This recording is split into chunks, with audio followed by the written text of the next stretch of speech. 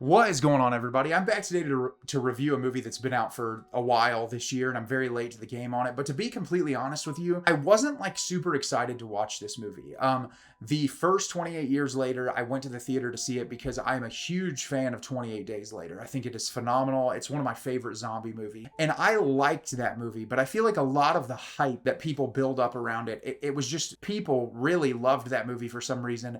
And I liked the intro, the family drama, the build up of all of it. I thought that was done very well, but the entire end of the movie was a complete mess for me. I really enjoyed all the stuff with Ralph Fiennes, but I feel like everything was speedily done towards the end, and it was just incredibly unsatisfying by the end of the movie. I enjoyed most of the experience, but like towards the end, I was just like, I don't know how anybody is just genuinely loving this.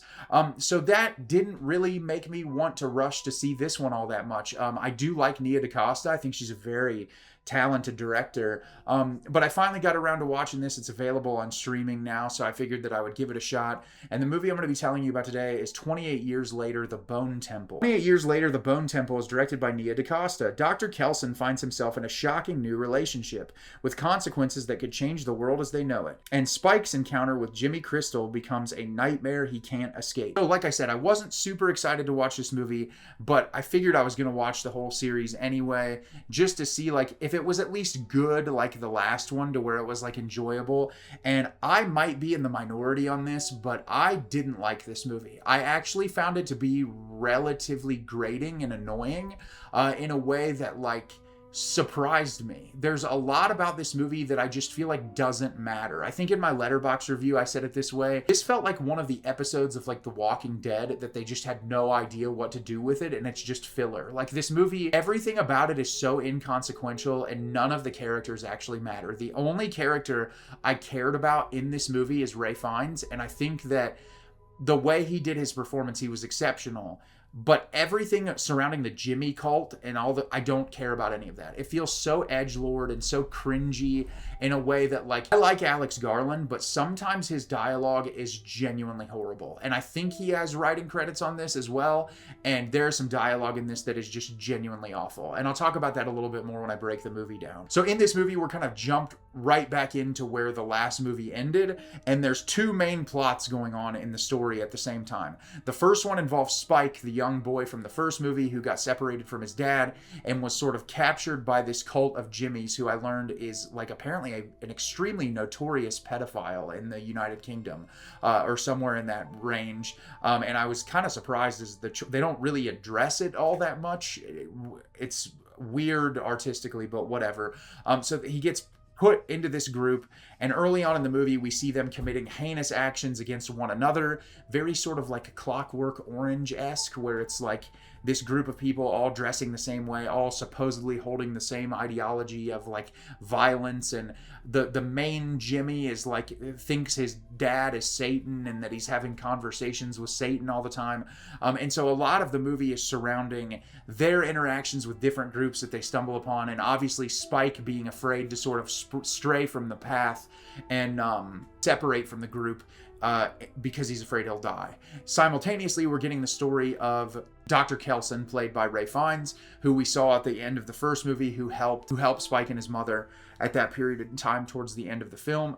And he is working with Samson, who is one of the turned zombie-like creatures, and he's started to hit him with these darts that I think are like an extreme drug to kind of calm him down. And he's starting to notice shreds of humanity coming out in him. And he thinks that there might be a way that he could cure this virus or change it if he keeps implementing this and working with him. And so a lot of the movie is the relationship between those two characters, and then both groups sort of coming to a clash in the third act. So, like I said, I did not like this movie at all. I really was kind of disappointed in it. It's not horrible.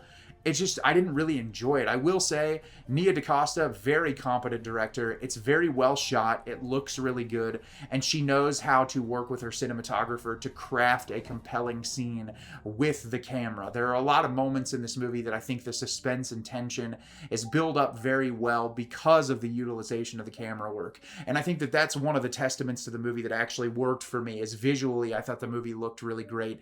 And there were a lot of moments where I was like, okay, this felt like a pretty seamless carryover from the first film, considering it's two completely different directors.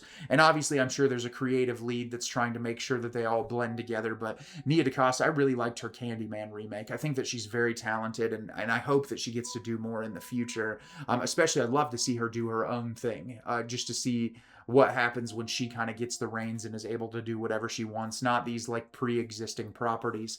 But that was strong. And then Ralph Fiennes' performance, he is exceptional in this movie. I feel like every moment Ralph Fiennes is on screen, he is completely and totally commanding of the scene in a way that's just impressive. Ralph Fiennes, he's been one of the best in the industry for a very long time.